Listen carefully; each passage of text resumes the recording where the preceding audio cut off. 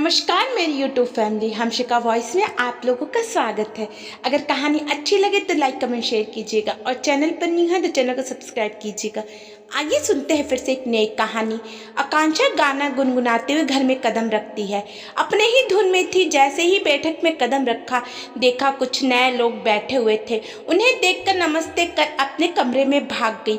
उसे समझ में नहीं आ रहा था कि ये लोग कौन है। उसने सोचा क्या कोई भी हो, मुझे उनसे क्या। वो बाथरूम में हाथ पैर धोने गई, तभी बाहर से माँ की आवाज़ सुनाई देती है। आकांक्षा, मैंने तुम्हारे लिए कपड़े निकाल कर रख दिए हैं, आते ही उन्हें पहनकर बाहर आ जाना। आकांक्षा बाहर आकर देखती है माँ ने अपनी सुंदर सी साड़ी निकाल कर रखी है। वैसे तो इस साड़ी को कभी हाथ भी नहीं लगाने देती थी, पर आज देखो वही साड़ी लाकर पहनने के लिए दे रही है। बात क्या है माँ, आप तो आज बहुत खुश नजर आ रही है। माँ ने कहा, तू जल्दी से तैयार हो जा, बाहर वे लोग कब से तुम्हारा इंतजार कर रहे हैं। कौन है वो लोग? माँ, मेरा इंतजार क्यों कर रहे हैं? माँ ने कहा, वे लोग तुझे देखने आए हैं। बहुत अच्छे लोग हैं, एक लड़का और एक लड़की, बस छोटा सा परिवार है। पिता भी नौकरी कर रहा है, लड़की पढ़ रही है और लड़का बैंक में मैनेजर है। और क्या चाहिए? तेरी मौसी ने भेजा ये रिश्ता, उनके ही गांव के लोग हैं। बहुत ही अच्छा और इज्जतदार परिवार है। माँ, अभी मेरी पढ़ाई भी पूरी नहीं हुई है। 1 साल के बाद मुझे डिग्री मिल जाएगी। मेरी पढ़ाई के बाद शादी करूँगी माँ। माँ ने कहा कि देख ले, रिश्ता जम गई तो होगा, नहीं तो नहीं। पर मेरे और तुम्हारे पिताजी की सोच है कि अगर घर बैठे बिठाए अच्छा रिश्ता आया है तो उसे क्यों छोड़ना। वे लोग भी पढ़े लिखे हैं, उनकी बेटी भी पढ़ रही है, तो तुम्हारी पढ़ाई भी जरूर पूरी करवा देंगे। उन्हें आकांक्षा बहुत पसंद आई।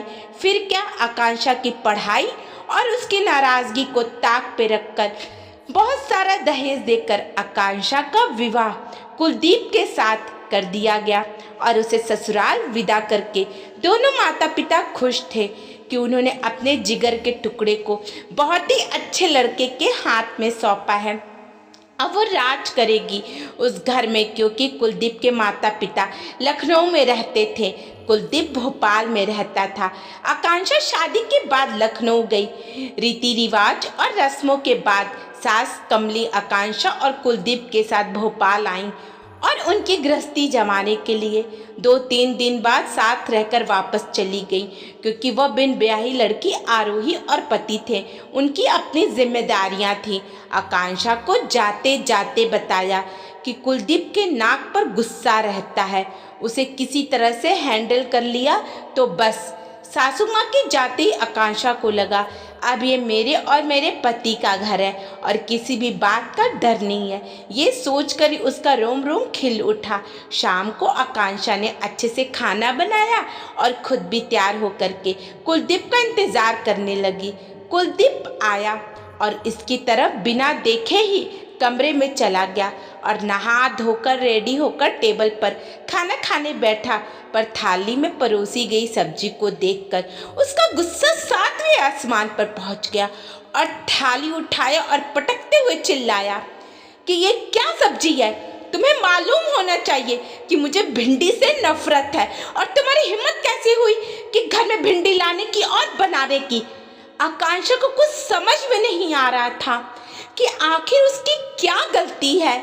उस रात कुलदीप ने उसकी खूब पिटाई की और कहा, अगली बार याद रखना कि इस घर में मेरी पसंद का ही खाना बनेगा। आकांक्षा के लिए एकदम नया था। माँ के घर में उसके साथ ऐसा व्यवहार कभी किसी ने भी नहीं किया। कुलदीप के ऑफिस जाते ही उसने अपना बैग पैक किया और माँ के घर चल दी, क्योंकि उसके माँ पिताजी इंदौर में ही रहते थे। आकांक्षा को सूटकेस के साथ देखते ही माता पिता को लगा कुछ गड़बड़ है। आकांक्षा अपने कमरे में चली जाती है। आकांक्षा के पिता अजीत जी ने माँ से कहा, देखो सुनंदा, किसी भी तरह से आकांक्षा से पूछताछ कर और पता लगा कि बात क्या है। पास पड़ोस में पता चल गया तो बदनामी होगी अलग। और इतना दहेज देकर ब्याह किया है, उसका लोन ही अभी चुकता नहीं हुआ है और ये वापस आ गई है। माँ की भी यही सोच थी। उन्होंने कहा, आप चिंता मत कीजिए, मैं उससे बात करूंगी। आकांक्षा के कमरे में सुनंदा जाती है और बहुत पूछने पर उसने बताया कि सिर्फ भिंडी की सब्जी बनाई थी, उसके लिए उसने मुझे पीटा। मैं अब नहीं जाऊंगी। ये क्या बात हुई? मुझे सपना आएगा क्या कि उन्हें क्या पसंद है क्या नहीं? पहली बार पत्नी ने बनाया है तो खा लेते और बताते कि अगली बार से नहीं बनाना। नहीं, अपनी मर्जी ही नहीं चलनी है, मैं नहीं जाऊंगी। कह देती हूँ, कल से कॉलेज चली जाऊंगी और अपनी डिग्री पूरी करूंगी। माँ ने सुना, बस कुछ नहीं कहा। खाने के टेबल पर माता पिता दोनों ने उसे समझाया कि ऐसा नहीं होता है, कभी कभी कुछ लड़के गुस्से में ऐसा करते हैं, बाद में देखना वो खुद आएगा तुम्हें लेने। कितने दिन मायके में रहेगी? 2 दिन बाद से ही लोगों की बातें शुरू हो जाएगी। इधर पिता ने कुलदीप को फ़ोन किया और उसकी सारी गलत इल्ज़ामों को सुना जो उसने उनकी बेटी पर लगाया। फिर उससे माफ़ी भी मांग ली और दूसरे दिन उसे घर भी बुलाया ताकि आकांक्षा को वो वापस ले जा सके।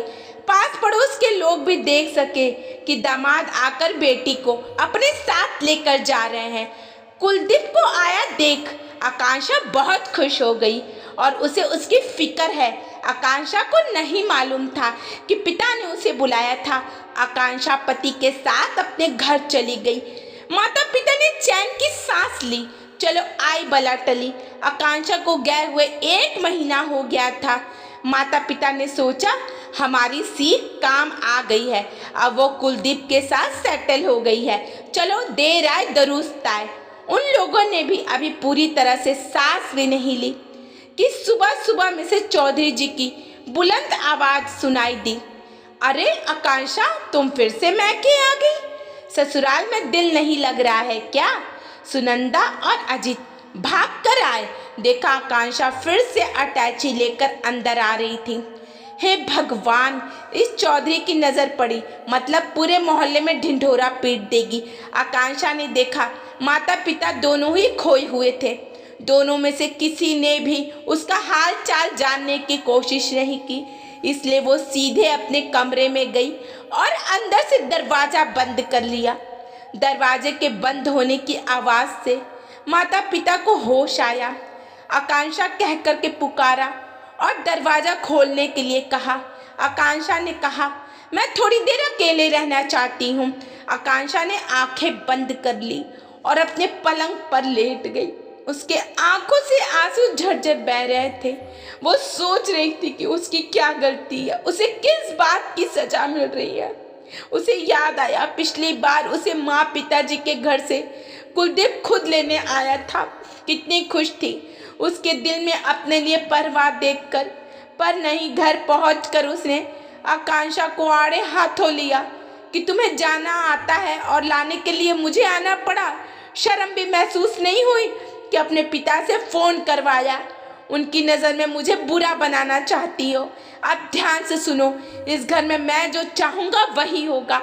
मेरे मनपसंद का खाना ही बनेगा। मेरे दोस्त घर आएंगे पर तुम उनके सामने नहीं आओगी। तुम आस पड़ोस के लोगों से बात नहीं करोगी, यानी घर से बाहर नहीं निकलोगी।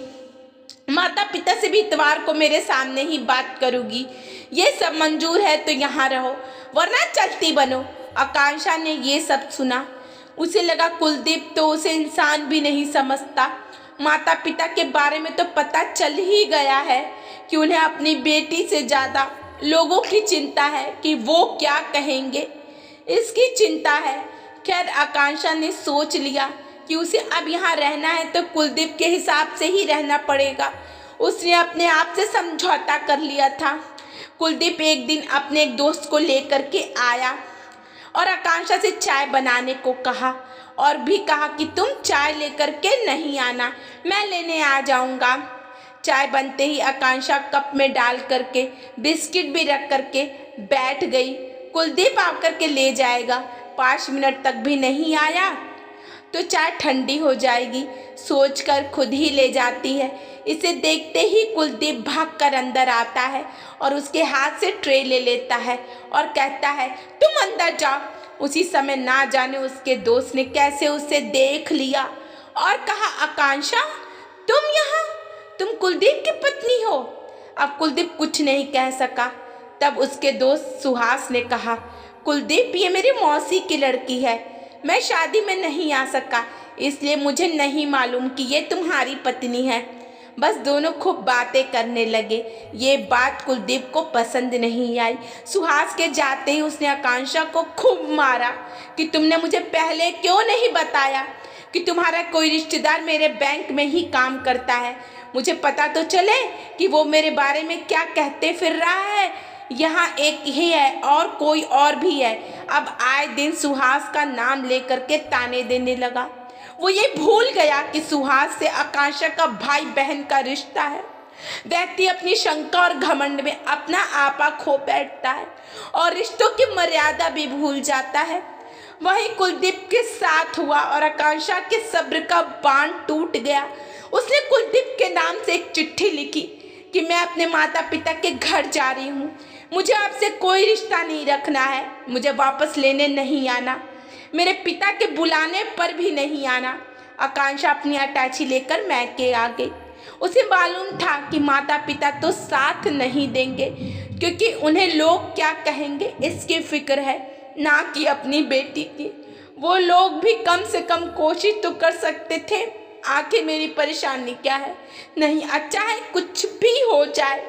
उसने फैसला कर लिया कि अब वो किसी भी हालात में कुलदीप के पास नहीं जाएगी। सुबह सुबह आकांक्षा को अटैची के साथ देख माता पिता आश्चर्य से रह गए। जब आकांक्षा ने दरवाज़ा नहीं खोला तो आपस में ही बात करने लगे कि अब ना जाने क्या होगा। वैसे इस बार आकांक्षा थकी हुई सी लग रही थी। उसके कपड़े भी सिलवटों से भरे थे। लगा कि कुछ अनहोनी जरूर हुई है। थोड़ी देर बाद आकांक्षा ने दरवाज़ा खोला। माँ के अंदर आते ही आकांक्षा ने माँ को अपने शरीर के घाव दिखाए और कहा, कुलदीप तो जानवर है माँ, अब मैं वहां गई तो मेरी लाश ही आप लोगों के घर आएगी। माता पिता ने उसकी हालत देखकर कुछ नहीं कहा। धीरे धीरे आकांक्षा की हालत सुधरने लगी। लोगों ने सोचा कि शायद आकांक्षा माँ बनने वाली है, इसलिए किसी ने कुछ भी नहीं पूछा कि आकांक्षा कितने दिन रहेगी। एक दिन आकांक्षा की मौसी आई। उसने माँ से कहा, दीदी हमारे गांव में गार्गी नाम की एक पतिव्रता है। उसका पति भी उसे इतना मारता पीटता था पर उसने उफ तक नहीं की और अब वो बिस्तर पर पड़ा है और गार्गी उसकी सेवा में लगी है। नई ब्याहता लड़की को उससे मिलाकर उसका आशीर्वाद दिलाया तो उसकी ज़िंदगी में भी खुशियाँ ही खुशियाँ आ जाएंगी। हम लोग आकांक्षा को भी वहाँ ले जाएंगे और उनका आशीर्वाद दिलाएंगे। माँ तैयार हो गई और आकांक्षा को मौसी के घर लेकर जाने की तैयारी करने लगी। आकांक्षा ने नहीं पूछा कि हम क्यों जा रहे हैं क्योंकि उसे भी लगा कि चलो थोड़ा घूम आते हैं और फिर कॉलेज खुल गया तो कहीं भी जाना नहीं हो सकेगा। गांव में पहुंचकर हाथ मुंह धोकर माँ और मौसी आकांक्षा को लेकर गार्गी के घर पहुंचे। गार्गी बहुत सुंदर लग रही थी। उसे देखते ही आकांक्षा को अपनापन महसूस हुआ। मौसी उससे अकेले में बात करती है। दोनों कमरे में आते हैं और मौसी बताती है कि उसके पति कैसे थे और उन्होंने कैसे सब कुछ सहा। ये सब सुनकर आकांक्षा को समझ में आ गया कि माँ और मौसी उसे यहाँ क्यों लाए हैं। दूसरों के सामने अपनों के लिए क्या कहे। गार्गी ने कहा, मैं आकांक्षा से अकेले में बात करना चाहती हूँ। आकांक्षा अनमने मन से उनके पीछे जाती है। गार्गी ने कहा, आकांक्षा अपनी पढ़ाई पूरी कर और अपने पैरों पर खड़ी हो जा। मुझे मेरे माता पिता का साथ नहीं मिला, लोग क्या कहेंगे कहते हुए मुझे इस दरिंदे के घर में उसके साथ रहने के लिए मजबूर किया। आज मुझे चैन नहीं है, पलंग पर पड़े पड़े ये मुझे सताता है और कोई ऑप्शन ना होने के कारण मैं ये सब सह रही हूँ। तुम पढ़ी लिखी हो और घर वालों और लोगों की परवाह ना करते हुए आगे की पढ़ाई पूरी करो, अपनी जिंदगी बनाओ। लोगों का क्या है, उनका काम ही है कहना। ऑल द बेस्ट आकांक्षा कहते हुए उसकी आंखों में आंसू आ गए। उसका पति गंदी सी गाली देते हुए उसे बुलाता है, अपने चेहरे पर हंसी लाते हुए वो पति की सेवा करने चली जाती है। आकांक्षा और माँ मौसी के घर आ जाते हैं। उन्होंने आकांक्षा को चुप देखा तो लगा कि गार्गी की बातों का असर हो रहा है। दोनों खुश हो गए। दूसरे दिन माँ और आकांक्षा इंदौर वापस आ जाते हैं।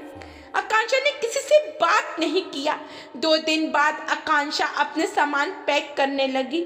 माँ ने सोचा ससुराल जाने की तैयारी हो रही है, तो दोनों बहुत खुश हो गए। आकांक्षा ने माता पिता के पैर छुए और कहा, आप दोनों मुझे माफ कर दीजिए।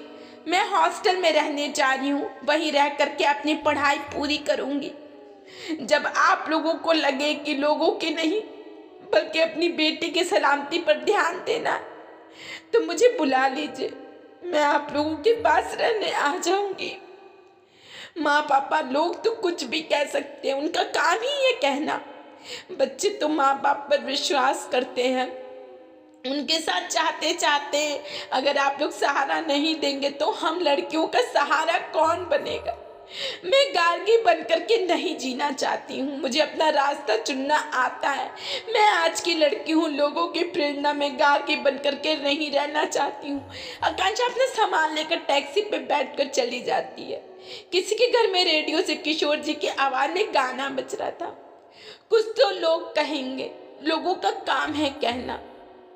दोस्तों, बेटियों का हमें सहारा बनना है, ना कि ये सोचना है कि लोग क्या कहेंगे। अगर कहानी अच्छी लगे तो लाइक कमेंट शेयर कीजिएगा और चैनल पर नहीं है तो चैनल को सब्सक्राइब कीजिएगा। धन्यवाद।